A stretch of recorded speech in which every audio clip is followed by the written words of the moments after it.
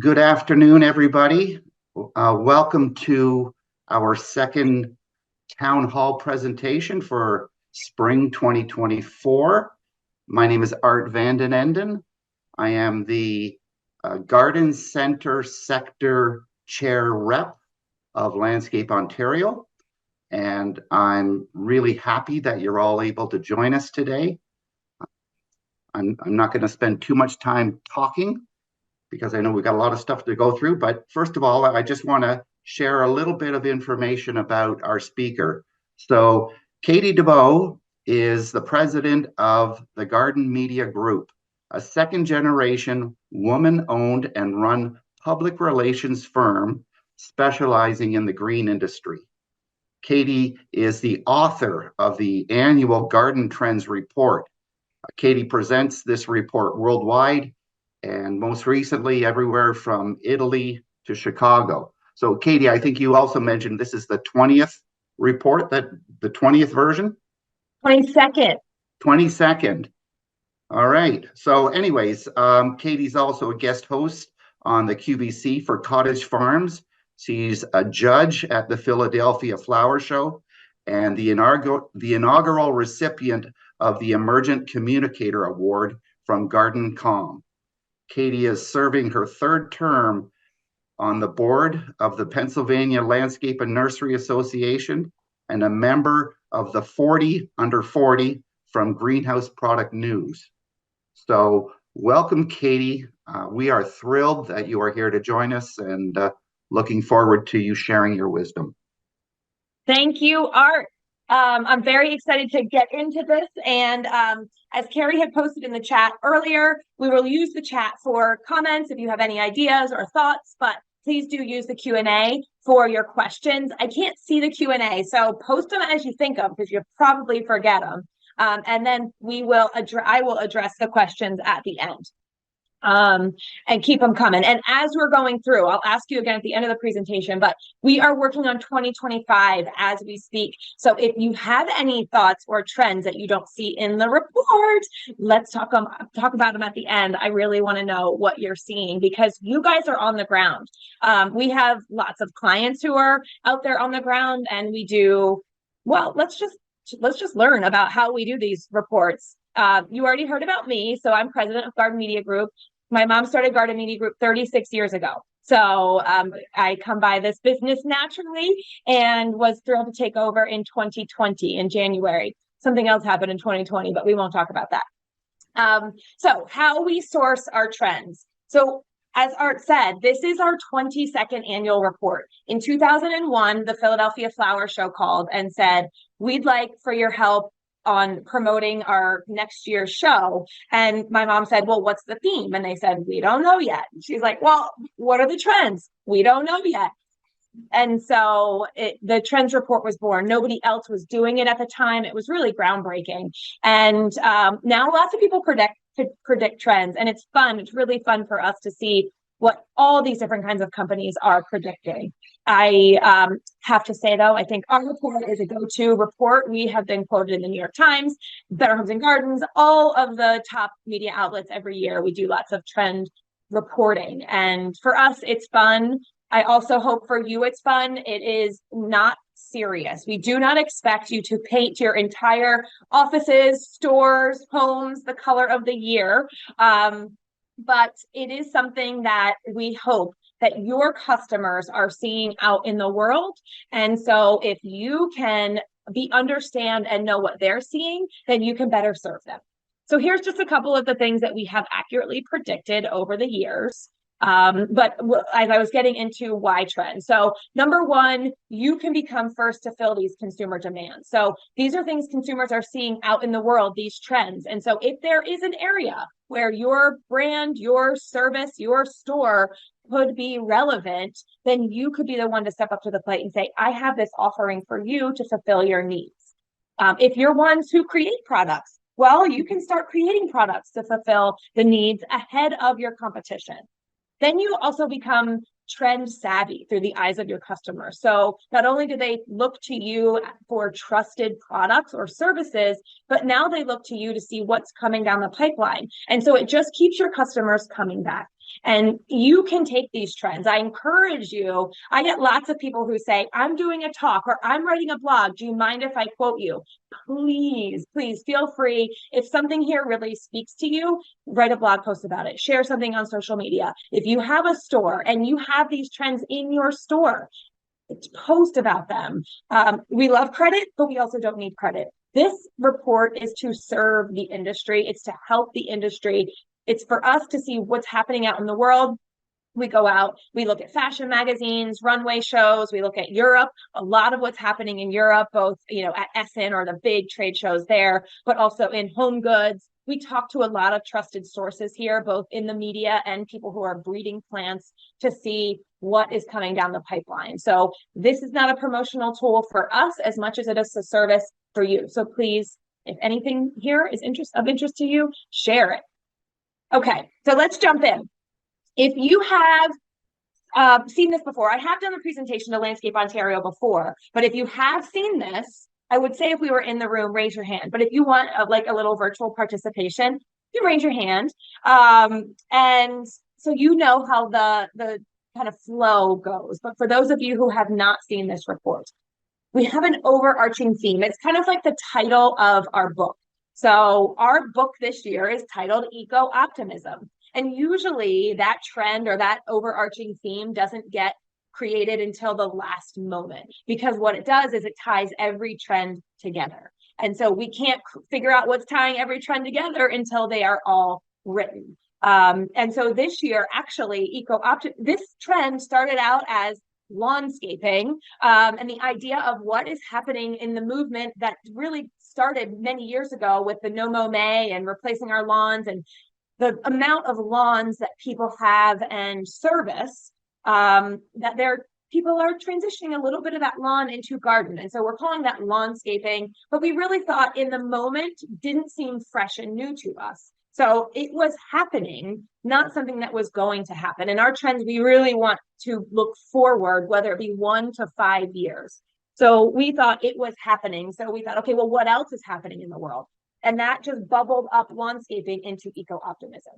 So we'll go through what eco-optimism is and then the 7 trends that follow. All right, so I'm going to depress you for a minute. You ready? I know you're all so excited. 2023 did rank among the 10 warmest years on record, and that 200 million people could be displaced by 2050 due to climate. 25,000 species are in danger of extinction due to climate. And climate-related disasters have increased by 50% since 2000. Those are just some statistics. But also, did you know that 68% of people worldwide, or those ages 15 to 24, want to make a positive climate impact? And that an extinct lion was spotted in Chad for the first time in 20 years. We broke energy use records in wind and solar. We have in the United States funding our Department of Transportation, rolling out $350 million in funding to improve habitats.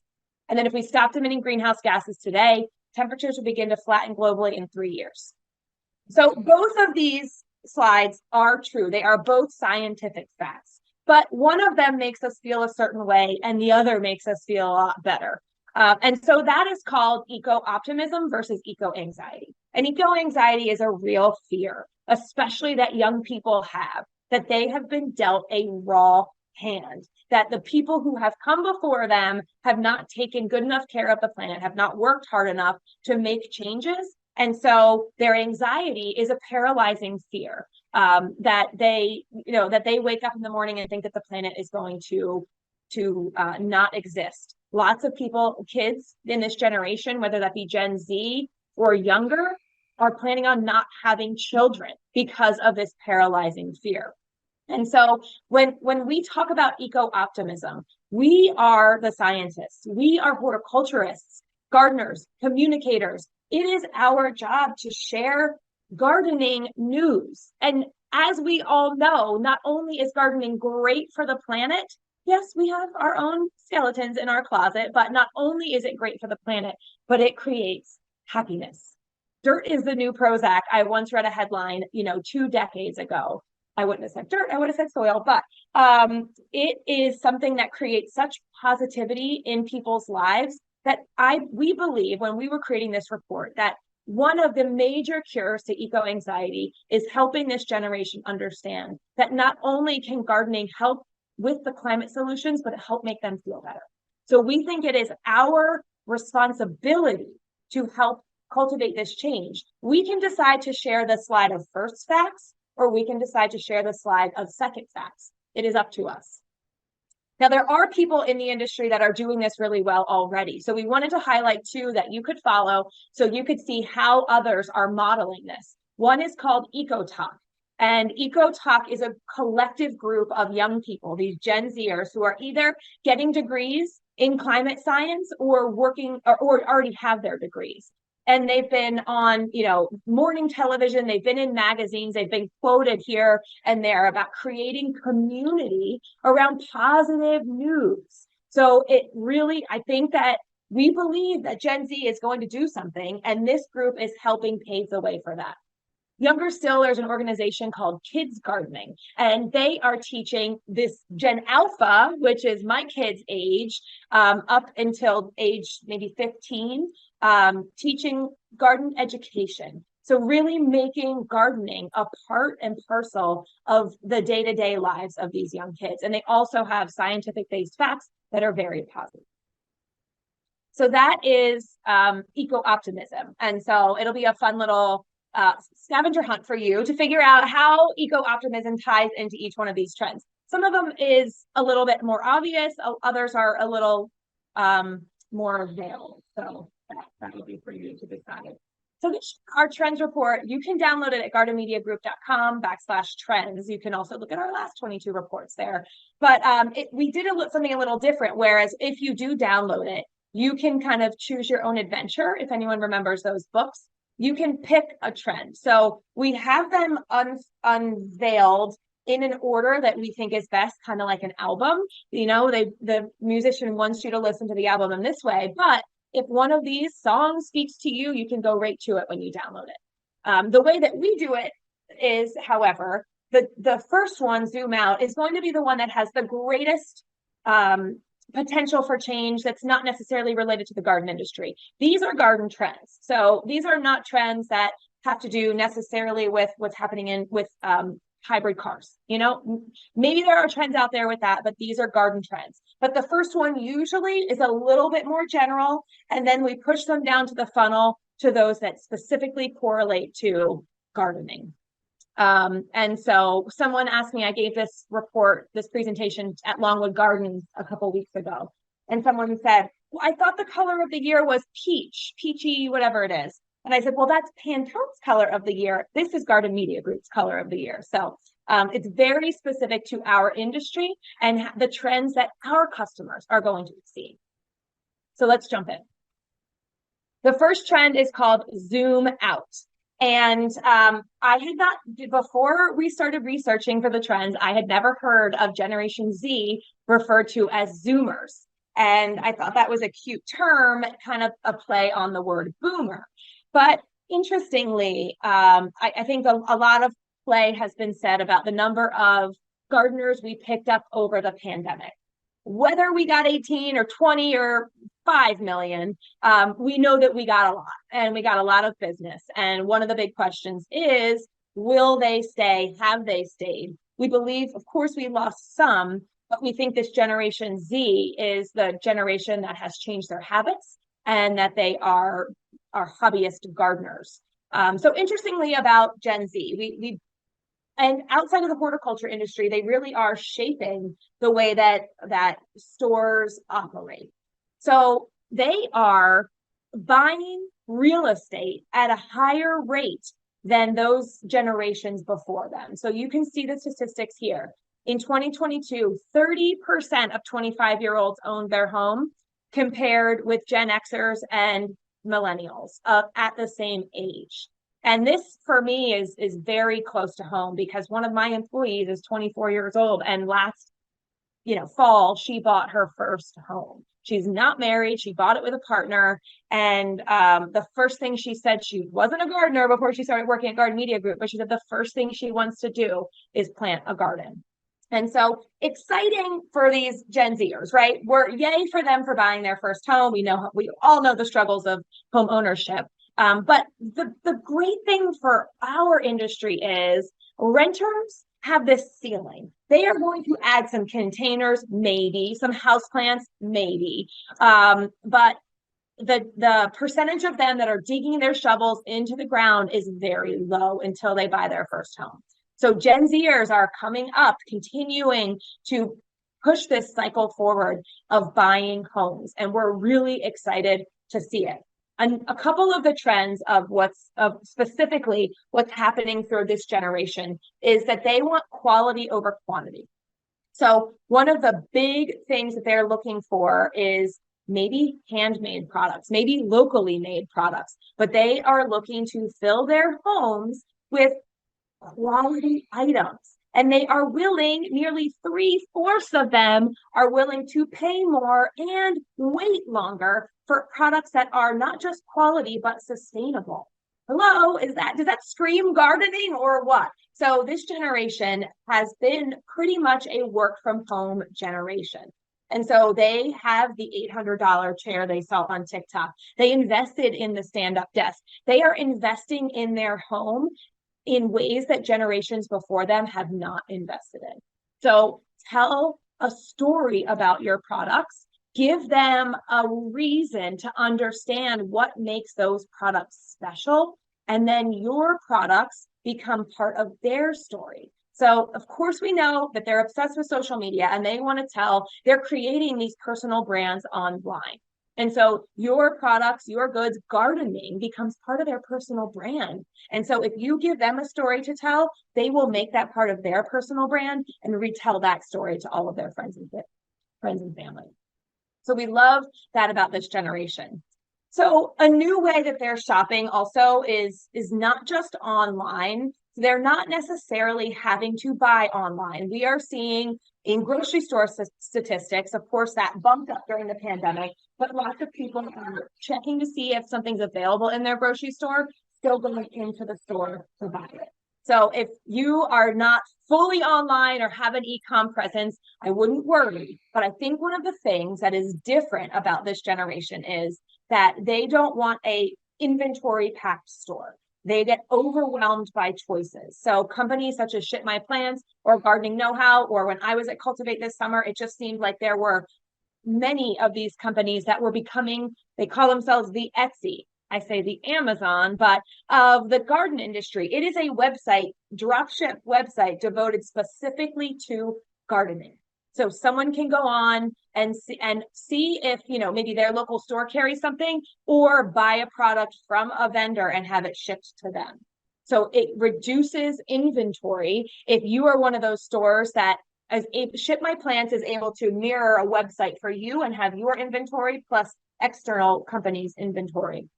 And so they can check and see what you have online or what you have in store. Maybe some of it they pick up in store. You have, 3 white kind of hydrangea type plants and they want a pink one. So they can get 3 in store and 1 pink online, complement their order. So it really enables this generation to get everything they want in one stop.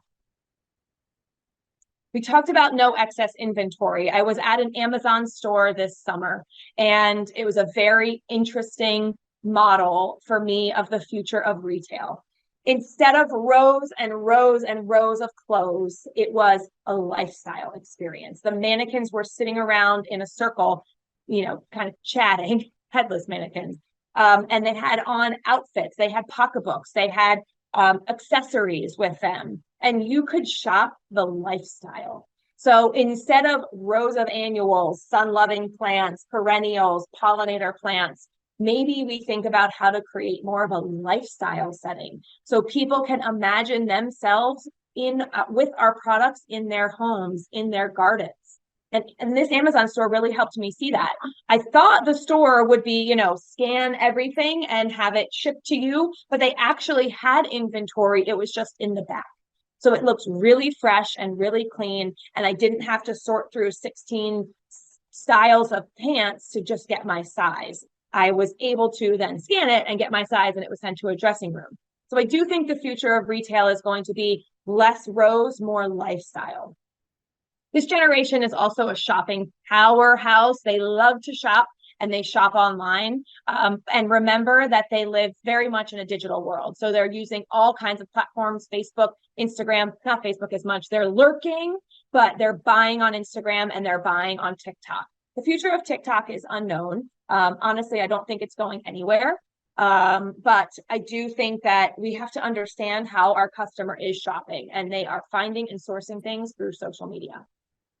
And they're finding and sourcing things through influencers. So if you're a local business, influencers might not be exactly right for you, but if you're not online watching how people are tagging you, some influencers we see on TikTok, they walk through a garden center doing a garden center tour, and there's no garden center on the platform for them to tag.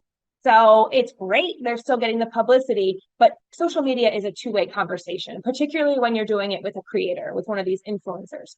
You can invite them to come back into the store, have an interview. There's lots of conversations happening about our industry on these platforms, and they are one-way conversations because we're not there to answer those questions.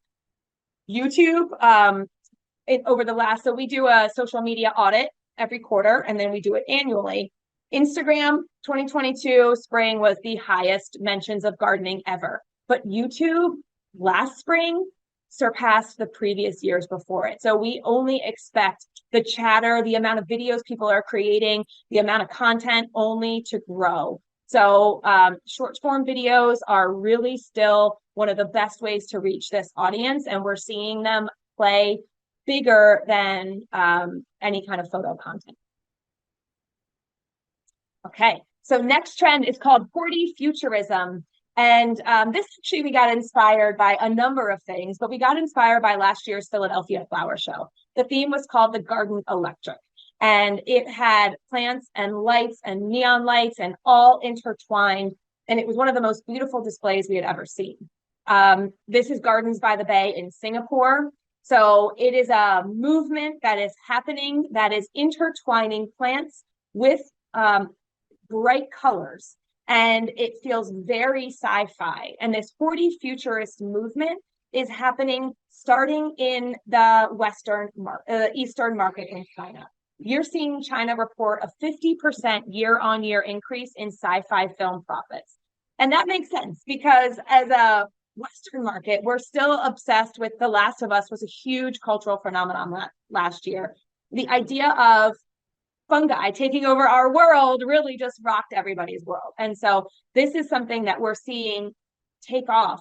But one of the interesting things, we talked to a garden scholar and historian named Tracy Chu, and Tracy sees us replacing this cold metallic vision of the future. We often think of the future as very robotic, as, you know, very spaceshipy, and it is not something like the present.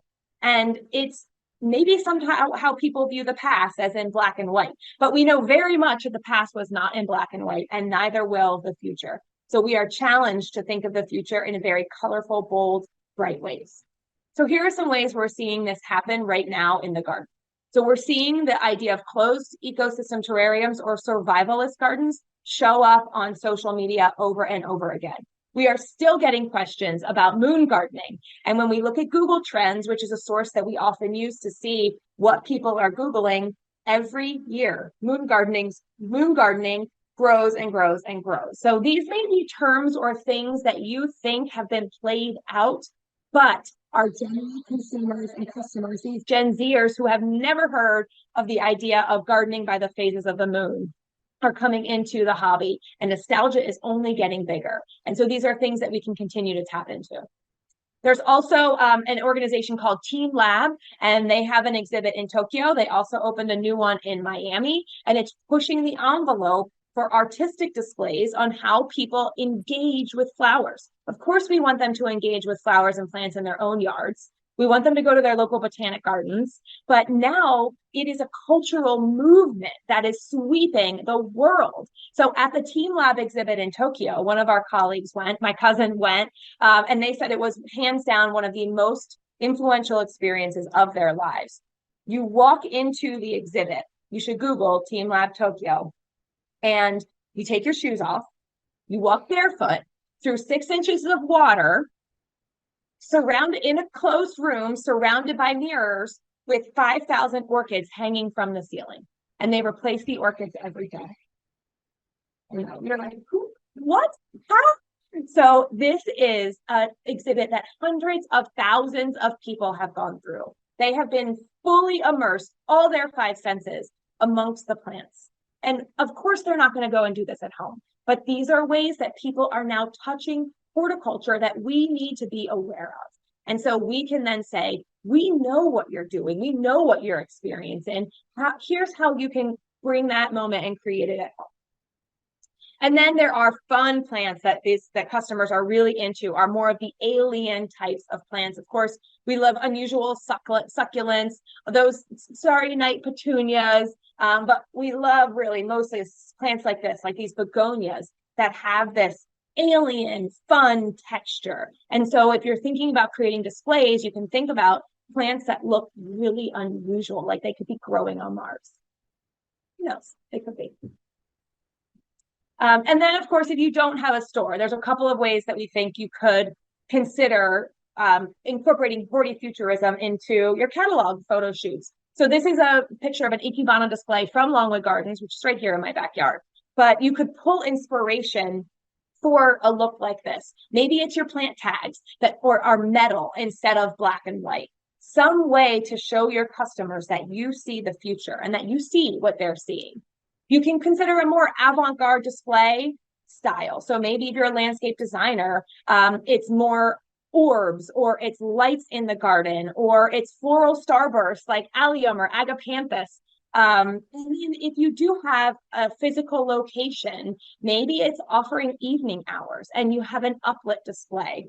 This picture is from Astrolumina, which is a public garden in Tennessee, but the Chicago Botanic Gardens, the Denver Botanic Gardens, Longwood Gardens, there are public gardens across the United States and probably in Canada that are having these, that are changing the light display look, especially around the holidays. It's kind of out with the traditional holiday display and in with the new neon bright colors that really get people thinking about what the experience is like to be through the garden. And so we love to see these, and I'd love to see if you have visited any of these. Put it in the chat if there are any that are a must-see. We'd love to know. Okay, going from the bright light to the dark. This is our third trend that now that we've had these out for a few months, I can say that this is one of our most popular trends. And we're seeing it picked up by, we see a number of these get picked up by the media, and we're seeing this one get picked up a lot. So our culture's love affair with the occult, we talked about The Last of Us and the fungi eating plants. It's moved into the it's serious phase of the relationship. And whether it's Aaron Rodgers doing a darkness retreat or the aesthetic of goth gardening on social media, this is happening across all generations, driving this viral content of people's interest in these plays and these twists on the darkness. And Wednesday, the movie or the TV show Wednesday is a great example of this. By far the #1 Halloween costume amongst my kids' group. And also when I talk to other people amongst all ages, Wednesday Addams is back. And so we are seeing this not just in pop culture, but we're seeing it reflected in the garden. And in 2024, we take our obsession to the grave. So what does that mean? Well, so this could have been an entire report I could have done on grave gardening. And when I was at the Philadelphia Flower Show last year, I spoke to a woman who works at Oakland Cemetery, and that's in Atlanta, Georgia. Her name is Abra Lee, and she recently got a job at Oakland. And so she's fascinated by cemeteries and what cemeteries became over the pandemic.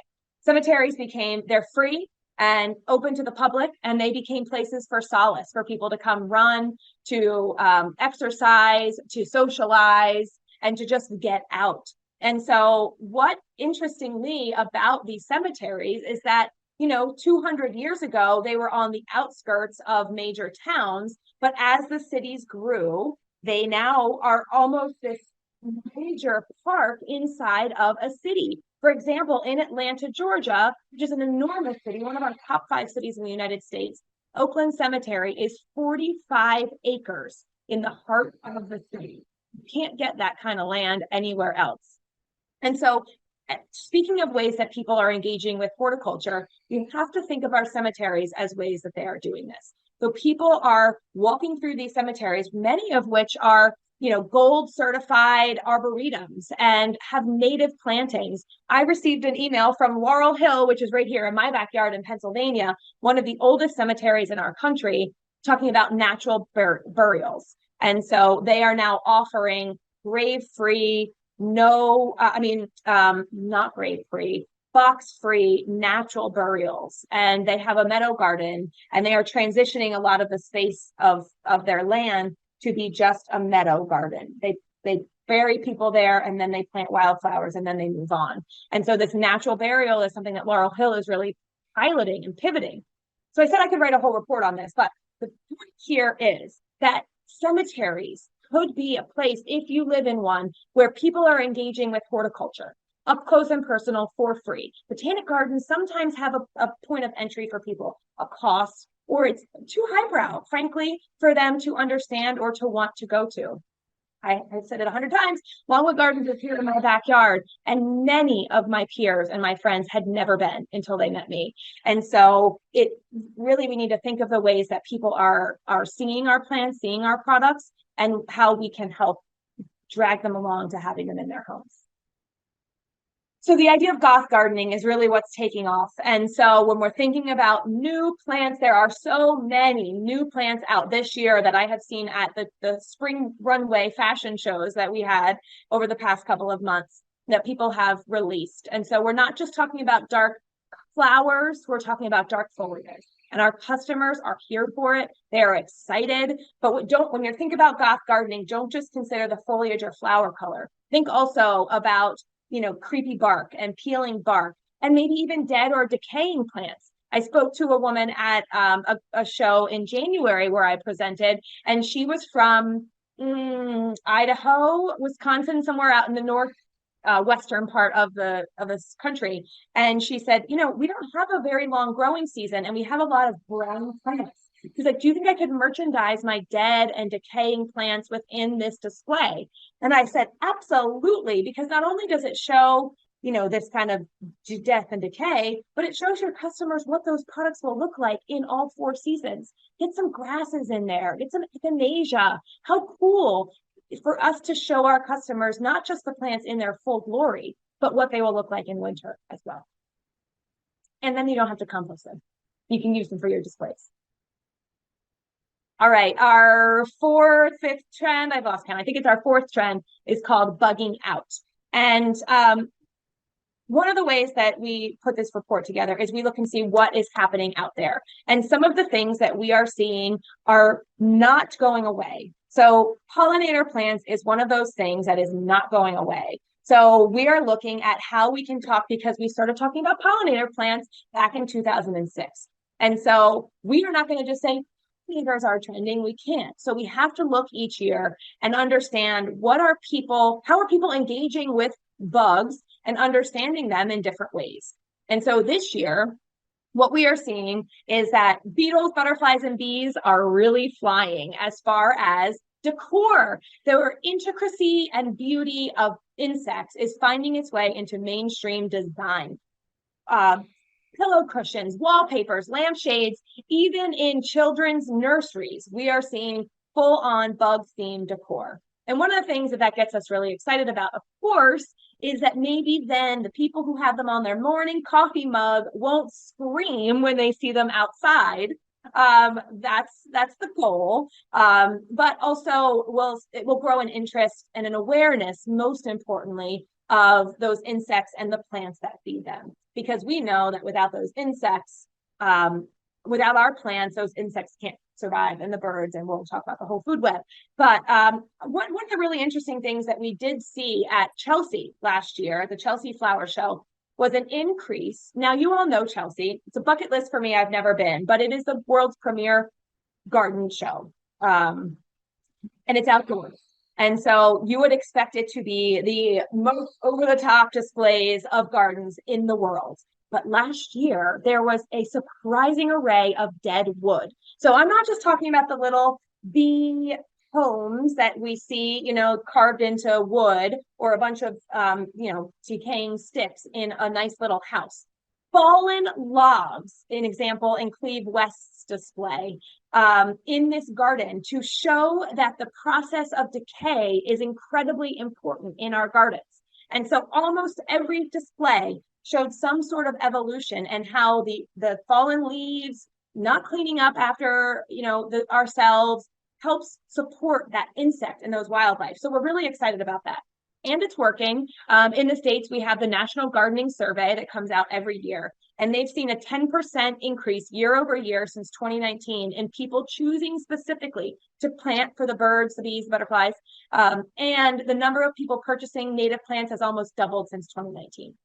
So we know that people are interested in it, and we're hoping that this idea of them going mainstream in decor only helps people understand what they do on the outside.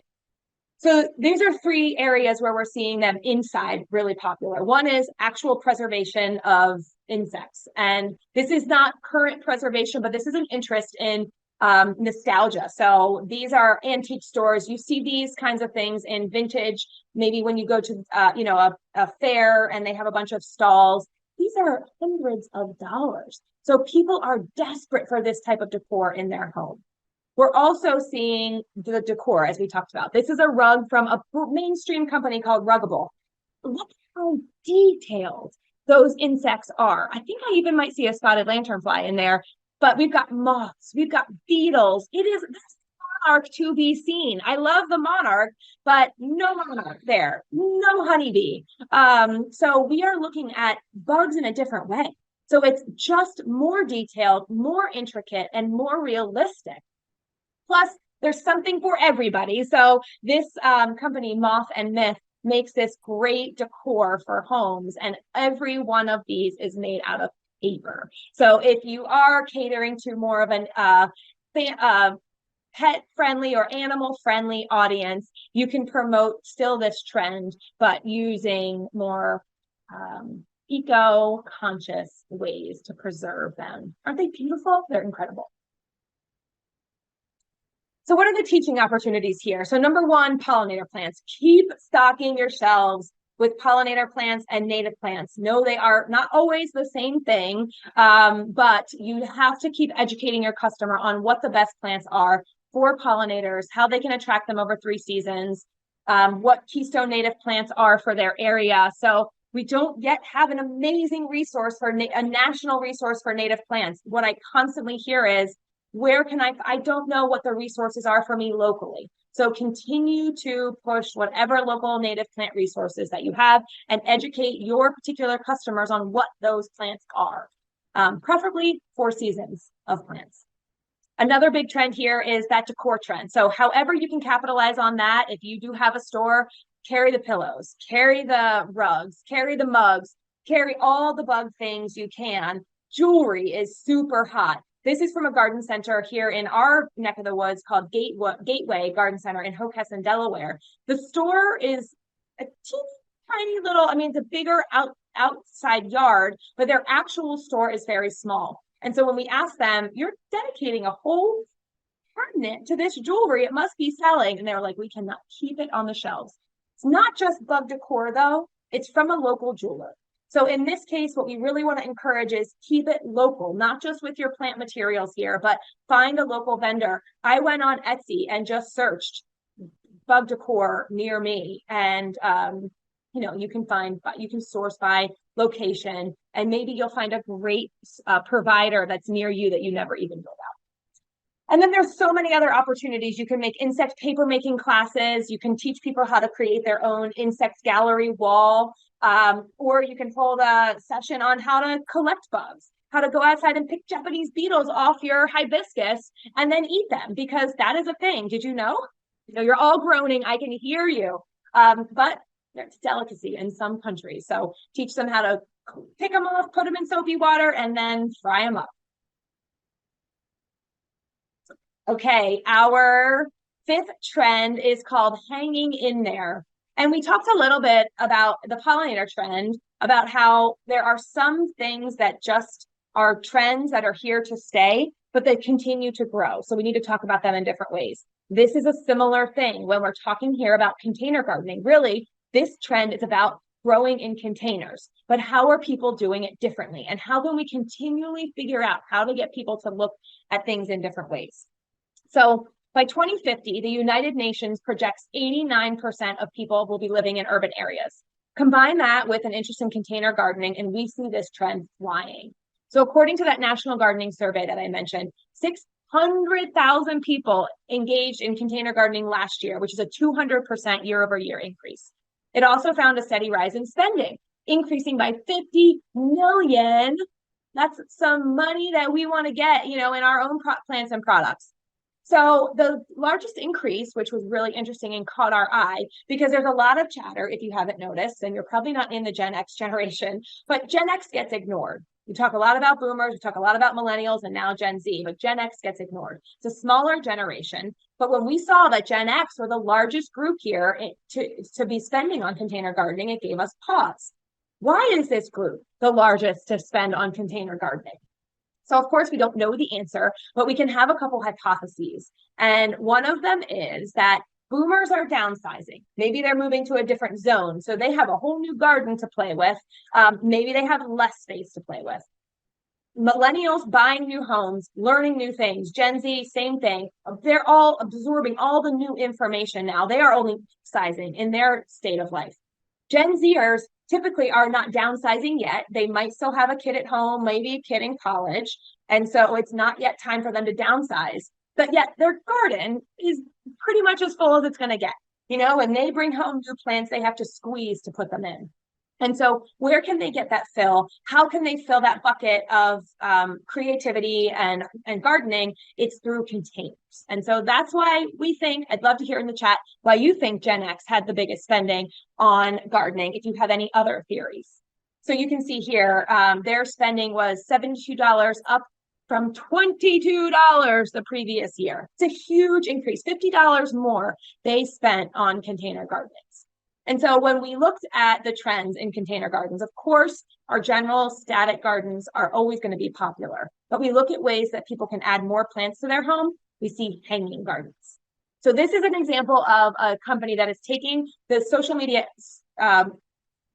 internet, I'll say it, taking the internet by storm. And it's a company called Railscapes. And these are ways that people can merchandise with their plants, but not take up balcony space. So I think one of the areas on a balcony, you need to have a seat. You need to have maybe a little table.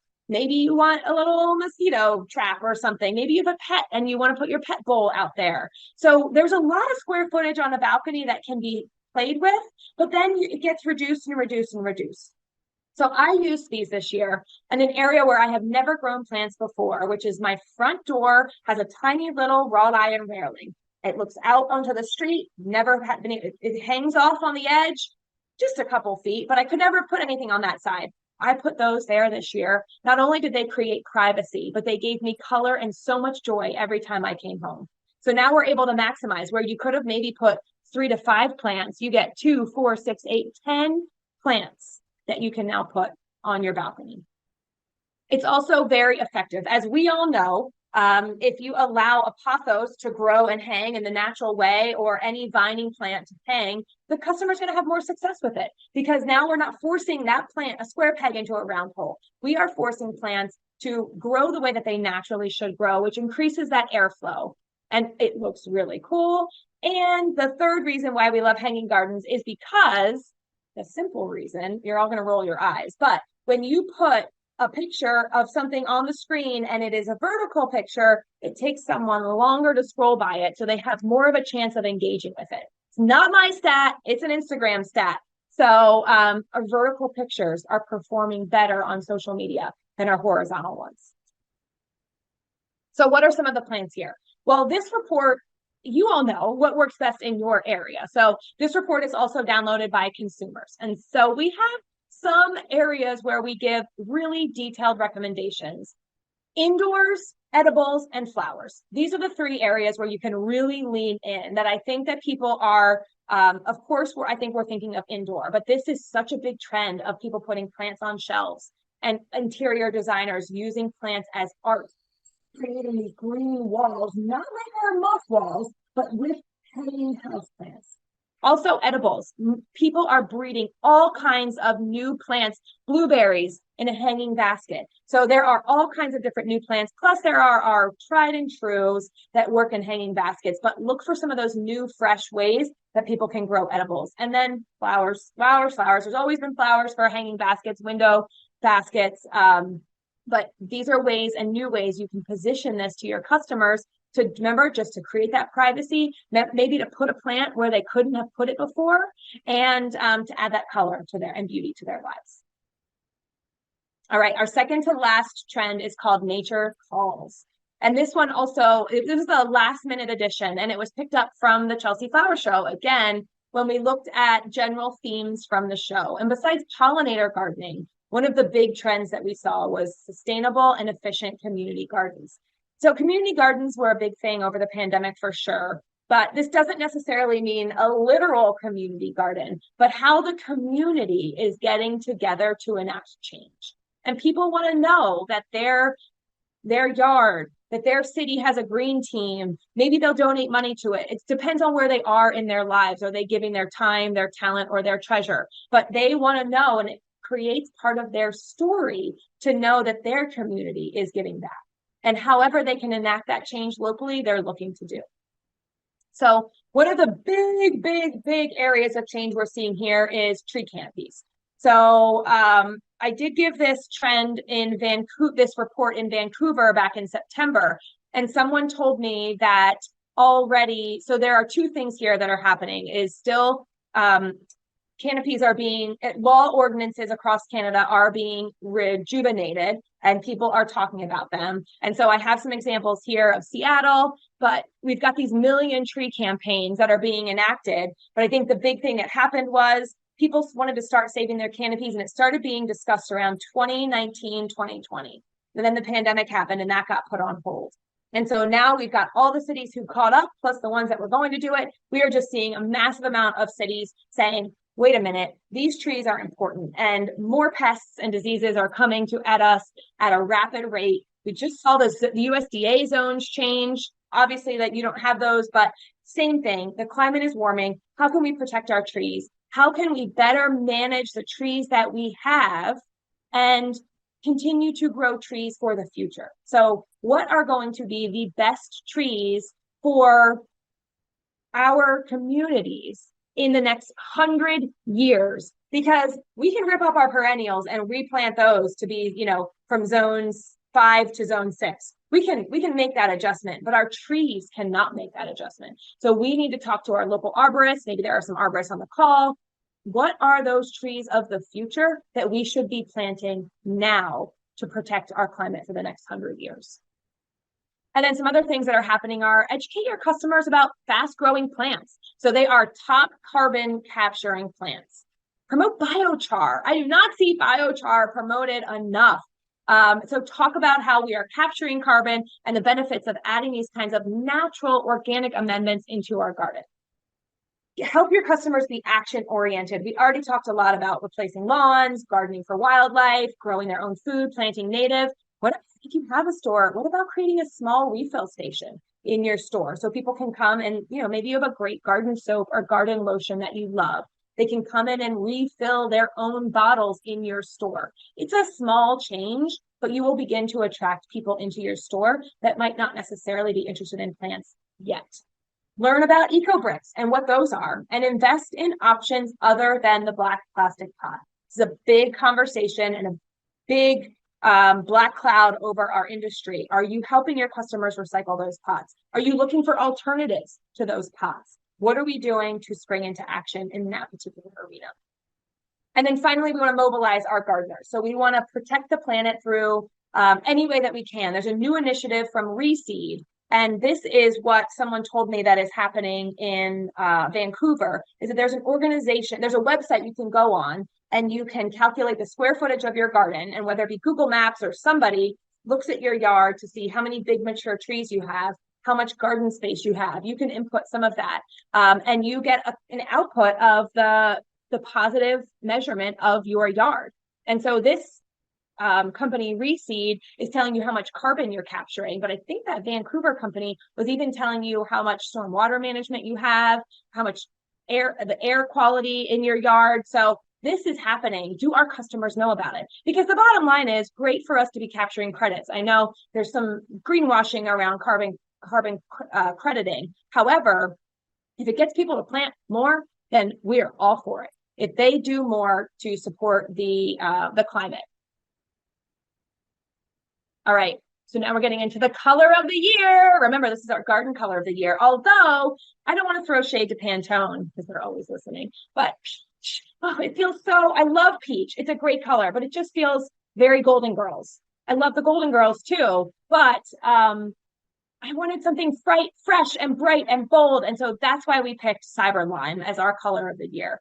And as soon as I gave this report the first time, I had someone text me and say, have you been inside of a Target? The entire athletic department is all Cyber Lime. And so it's fun now that you've seen this color, maybe you've already heard about it, but you'll start to see the color on news reporters, on fashion magazines, out there in the real world. And of course, what better color to symbolize that hortifuturism? It ties together that neon bright futuristic color with green. Green is the symbol of so much rebirth on this first day of spring.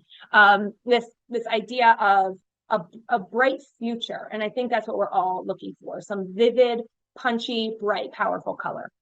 And despite its vivid appearance, it goes with a lot of colors. Pinks, whites, blacks. We believe that lime can actually be a neutral, and it works next to colors like tan, but also just as well next to bright colors like orange. So in the garden, it's also a fantastic color because, as we know, there are a lot of colors that work that are in the shade that really light up the garden that are this color. So I already mentioned that we're starting to see green in interior design. We see that we're calling that green interior, but that's nothing new. Frank Lloyd Wright was first coined the term organic architecture. And this is really reestablishing itself as a major design trend. We're seeing this color both indoors and out. A lot of people ask us, what are the hot trends specifically in the houseplant box? And this is it. This lime green color, this cyber lime. We're seeing the chameleon ZZ, a new plant, painted lady philodendron, lemon meringue pothos, and golden violin philodendron. There are new plants even coming down the pipeline that are supposed to come out this year that are echoing this color. Pink is still very popular indoors. Don't get me wrong. The pink princess philodendron is still hot, but this lime color gives people that extra hue to have indoors. And then, of course, we've got flowers and foliage that we love that both brighten up sunny spots, brighten up shady spots, and become that different, unique aspect to a garden that we believe is really sweeping both interiors and exteriors for the year. So that's our color of the year. It's very fun, very exciting, and there are some fun outfits that I can complement with it. So I see that we have a question. Here are just 4 of our favorite ideas. Both Goth Gardens and Cyber Lime are in the trends. Since the trends came out, there are 2 that we have added. So just 2 additional ideas. One is cozy gardening. In fact, we just posted about this on our Garden Media Instagram. I think it was Saturday or Sunday. But the idea of getting cozy has over 16 million views on Instagram. And it's these soft, dreamy palettes.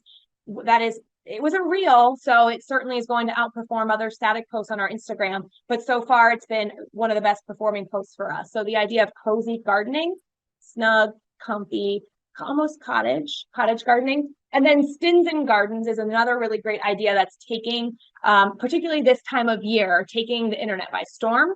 So a Stinson style garden is a Dutch word. So it's the idea of stone garden in front of those old stone brick estates of these homes. They would plant these early spring blooming bulbs. Now, not only are they our first things to bloom, but they are supporting early season pollinators. So we're getting color We're seeing it all over bulb lawns. You Google it, you can see, but it's something that we can be educating our customers this fall about planting to have these early signs of spring that bring us all so much joy. So I encourage you to take a look at some of these ideas, but anything else that spoke to you from the report, certainly we'd love for you to share. So that is the end of the report. I mentioned you can download it here at gardenmediagroup.com/trends, and I will take some questions. But if you think of something after we have ended, you can reach me at trends@gardenmediagroup.com. And that's a way that all of us who work on the report, because this is a team effort, we are in fact working on 2025 now. So at the beginning of this talk, I did ask if anyone has any ideas for 25. So you can post those in the chat now. But thank you very much. So let's look at Jonas's question. Okay, there appears to be a contradiction that eco-conscious gardeners are also anti-tech, not on social media, or maybe Facebook, not TikTok. Can you speak to this? I'm curious, Jonas, if that contradiction was in this trend report that you saw, or you're just seeing that out in the open. Because I don't think it's in the report, but I'm just making sure that I didn't miss something. So I think that eco-conscious gardeners, I think we have to think about people of a certain generation. So there are certainly people who we would call homesteaders, or those that live off the grid. There's even an influencer called Instar Gardens who is off the grid, yet posts Instagram stories all the time. So she's still connected in many ways. But I do think that our eco-conscious gardeners are looking to make changes, but not anti-tech. We have a client who has an app called From Seed to Spoon, and people are growing homesteading, like huge plots of their own land, and they want to do it in a sustainable way, yet they are using the app to figure it out. So I do think that there was a conception that people who were more eco-conscious, that hippie style, were not very connected, but gardeners today, particularly of a younger generation, are incredibly connected, and they are using technology. Now, if we're talking about technology like the internet and our phones, we're talking about AI technology, we're opening a whole nother can of worms that I don't think you were asking about anyway. So I think eco-conscious gardeners are, for the most part, of course we can't say everybody, but still very technologically advanced. I know. What's the website? I don't know. So let me, hey, Art, everybody wants to know what that Vancouver carbon credit calculator is. So let me get back to you. I might be able to do a quick search, or I can email the whatever NLA that was to whomever led that to get the answer for that one. That would be excellent. Thank you for that. So let's see if we have any other.